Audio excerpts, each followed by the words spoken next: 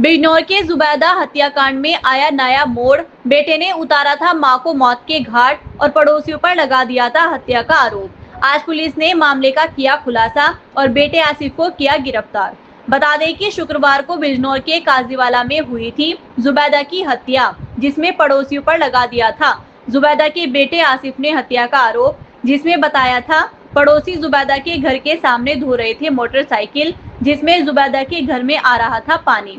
इस बात का जुबैदा ने किया विरोध तो जुबैदा के सर में ईंट मार के उतार दिया था पड़ोसियों ने मौत के घाट।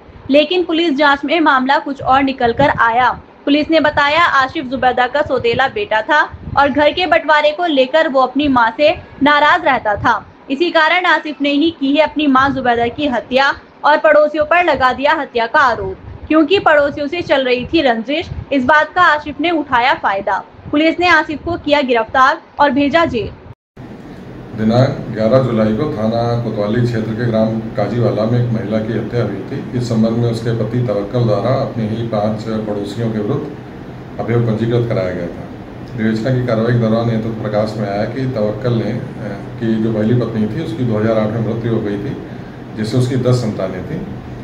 इसके बाद उसने जुबैदा नाम की महिला से पुनर्विवाह कर लिया था, जिससे उसकी 2 संतानें थीं।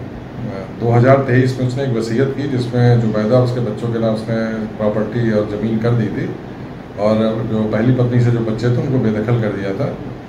जो पहली पत्नी से पुत्र था आसिफ, वो इस बात से रुष्ट रहता था, देहरादून में रहता था, करीब 1 माह से यहीं रह रहा था। इसी बात को लेकर उसका जुबैदा से झगड़ा भी चलता रहता था।